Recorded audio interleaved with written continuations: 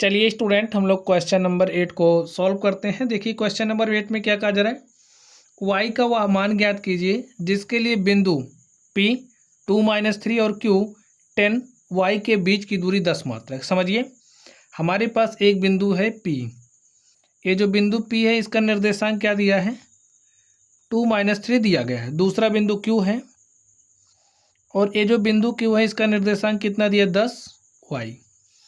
और ये जो बिंदु हैं, इन बिंदुओं के बीच की जो दूरी है, ये जो दूरी आप देख रहे हो ना, ये दूरी में कितना दिया गया, देखिए 10 मात्रक।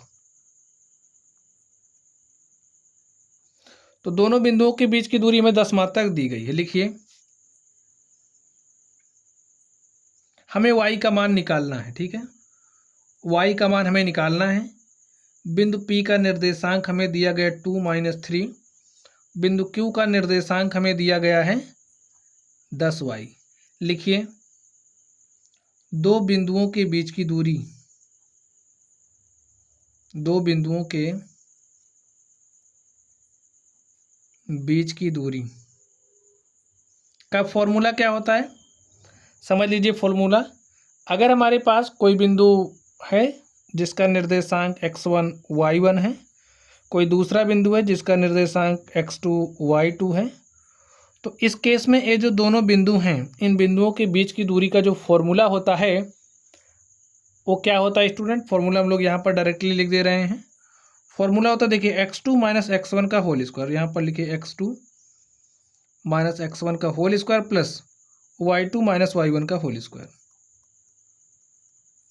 अब यहाँ पर आप लोग देखिए, ये जो बिंदु P और Q है, बिंदु P और Q के बीच की दूरी हमें क्या दिया गया है, चलिए लिख देते हैं। PQ का मतलब PQ के बीच की दूरी, देखिए x2 का मान क्या है, 10 है, तो यहाँ पर लिखिए 10 - 2 का होल स्क्वायर प्लस y2 का मान देखिए कितना है, y है, तो यहाँ पर लिखिए y माइनस, यहाँ से -3 है ना, तो यहाँ पर -3 लिखोगे, माइनस माइनस हो जाएगा प्लस। अब देखिए बीच की दूरी में कितना दिया गया, 10, तो यहाँ पर PQ के स्थान पर आप 10 लिख दीजिए। लिखिए 10 - 2 कितना हो जाएगा, 8 का स्क्वायर प्लस यहाँ पर y + 3 का होल स्क्वायर। हल कर लेते हैं, दोनों तरफ वर्ग कर दीजिए। लिखिए, वर्ग करने पर,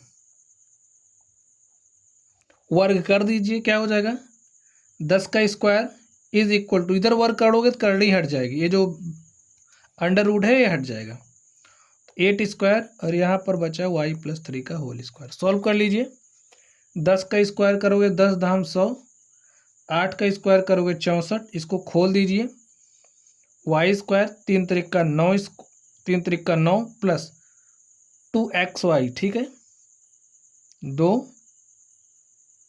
इंटू में y इंटू में 3। फॉर्मूला पता है ना, a + b का होल स्क्वायर क्या होता है, तो वही यहाँ पर हमने अप्लाई कर दिया।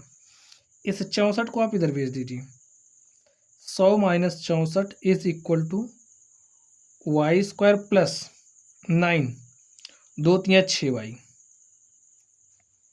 100 में से 64 घटाइए, क्या आएगा, 36, और इस 9 को इधर लेकर के आइए,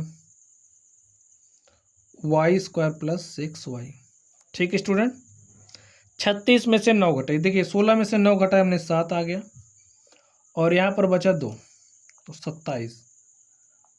y square plus 6y is equal to 27। अब यहाँ पर आप लोग देख रहे हैं हमारे पास क्या बन गया है, एक द्विघात समीकरण बन गया है। इस 27 को आप इधर लेकर के आएंगे, -27 इज इक्वल टू 0। अब ये जो द्विघात समीकरण बना है, इस समीकरण को हम लोग हल करेंगे और यहाँ से हमें y का मान मिल जाएगा। चलिए हल कर लेते हैं हम लोग इसको। y square plus 6y -27 is equal to 0। अब इस 27 को आपको ब्रेक करना है, कुछ इस तरीके से ब्रेक करना है कि आपके पास जोड़ने या घटाने पर 6y आना चाहिए। तो हमारी समझ में आया कि अगर हम लोग 9 त्रिक 27 कर दें, ठीक है, -27 चाहिए प्लस का 6 चाहिए, यानी कि 9 को प्लस रखना पड़ेगा और 3 को माइनस, तो -27 आ गया देखिए। और यहाँ पर अगर हम लोग 9y -3y करेंगे तो हमारे पास 6y आ रहा है, तो ये जो 6y है ना, इसके स्थान पर आप यही रख दीजिए। वाई स्क्वायर प्लस गुणनखंड करना तो आपको आता ही होगा, आप लोगों ने सीख लिया है। 9y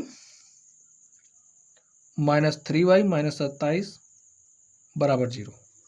अब यहाँ पर y, यहाँ पर y करेंगे कॉमन, तो y हमने कॉमन किया है, तो यहाँ पर क्या बचा y प्लस 9। यहाँ पर देखिए -3 हमने कॉमन किया तो यहाँ पर बचा y, -3 निकाल लिए हैं तो यहाँ पर क्या बचा प्लस 3 9 27 इज इक्वल टू 0। एक ब्रैकेट में आ जाएगा, देखिए y प्लस 9 यहाँ पर है, यहाँ पर हमने कॉमन किया तो यहाँ पर हो गया y प्लस 9, बचा क्या y minus 3 is equal to 0। अब यदि हमारा y प्लस 9 बराबर है 0 के तो y इज इक्वल टू -9 आ गया, और अगर y माइनस 3 बराबर है 0 के तो y बराबर क्या आ गया 3 आ गया। स्टूडेंट हमसे y के मान की बात की गई थी, देख लीजिए y का मान ज्ञात करना था, लिखिए अतः y इज इक्वल टू -9 तथा 3 है। और इस तरीके से ये जो हमारा क्वेश्चन था, क्वेश्चन नंबर 8 को हमने सॉल्व कर दिया है। तो चलिए आप लोग पढ़ते रहिए, अगर आप लोगों को कोई भी डाउट हो तो आप लोग कमेंट बॉक्स में कमेंट करना। वीडियो पसंद आए तो वीडियो को लाइक कीजिएगा, चैनल पर नए हो तो चैनल को सब्सक्राइब करिएगा, अपने दोस्तों के साथ शेयर करिएगा। तो चलिए स्टूडेंट आप लोग पढ़ते रहिए। Thank you.